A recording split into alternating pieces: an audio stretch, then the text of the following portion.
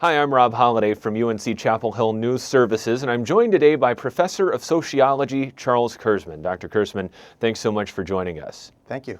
Among other things, you study Islam and terrorism very, very closely. How has the death of Osama Bin Laden impacted terrorism and especially Al-Qaeda's recruitment and operations? Obviously, this is a symbolic event. This is crucially important that the United States has been trying to get this person for almost a decade, more than a decade, ever since the attacks in 1998 on embassies in East Africa. He's the most famous bandit in the world. He's not just a terrorist, he's a political figure, and the fact that the most powerful country in the world could not get him for all those years added to his mystique. Yeah.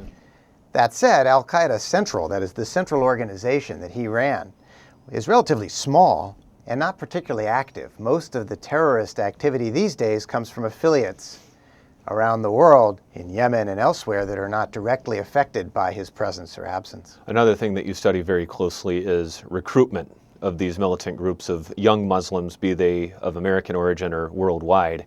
How effective are these groups in recruiting new young Muslims to their cause, and how do they do it? Most of that is being done now over the internet. Most of the recruitment, most of the recruits can't get to the training camps, the actual physical training camps. They're in remote locations. They're very difficult to get to. They're under constant surveillance by satellites and intelligence sources. So relatively few people are actually going to these camps. Instead, what they're trying to do is mobilize do-it-yourself terrorists in the United States and around the world with putting training materials on the internet, making it available to anybody who might be disaffected, might have grievances, might be slightly loony, willing to engage in these acts of violence, willing to commit themselves. Fortunately, given that millions or billions of people have access to all this information, very few have actually taken them up on this offer. Very few people have engaged in these attacks. Now, any is too many, obviously, and it only takes a small number of people to wreak a large amount of violence, as we saw on 9/11. That said, so far, the number of people who've been involved have been relatively small and relatively unprofessional. We see a whole lot of failed attacks. We see a lot of people being turned in by Muslim communities to the authorities, well before they've even had a chance to pull together their weapons or explosives or whatever. Especially here in America, we've lived through 9/11. We've witnessed two wars, significant wars in Iraq and Afghanistan. So I think it's natural for people to kind of question and say, well, how can you say that terrorism isn't the major issue that we think it is? It's a huge issue. How do you connect with people, especially those who've lost family members in one of these two military conflicts or on 9/11, to convince them about your research and your work? Obviously, there's a very emotional side to this. There have been a lot of losses. There's a lot of mourning. My point is not to downplay the losses, to downplay the fatalities, but to say at the same time, let's look at the data.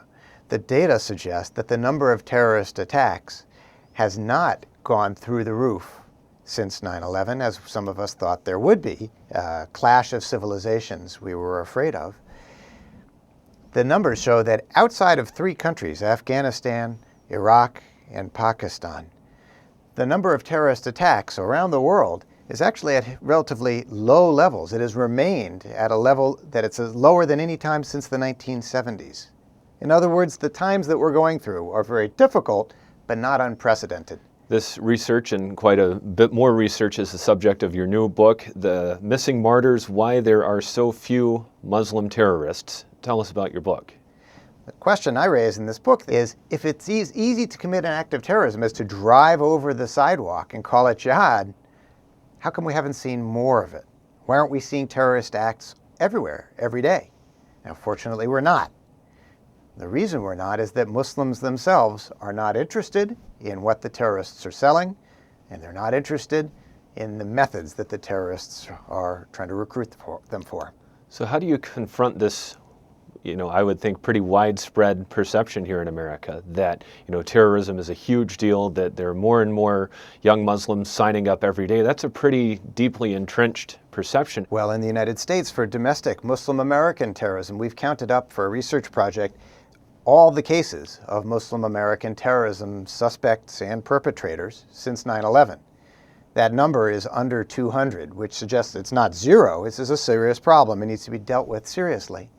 At the same time, out of however many millions of Muslims are in this country, it's a relatively small number, fortunately. It has not shown this huge uptick over time. It's fluctuated. It was up in 2009, down in 2010. I'm hoping that by examining the evidence, people will look more rationally, more even-handedly at this problem and put it in the perspective that it deserves. So one perspective is that over this same period, since 9/11, there have been more than 150,000 murders in the United States, according to the FBI statistics. Now, this couple hundred Muslim American terrorists, most of whom never got to the stage where they were actually going to commit an act of murder, is relatively small compared to this huge number of 150,000 murders that we, in a sense, accept as part of the normal operation of society, as sad as it is. Dr. Kurzman, thanks so much for your time. We appreciate you stopping by. Thanks very much.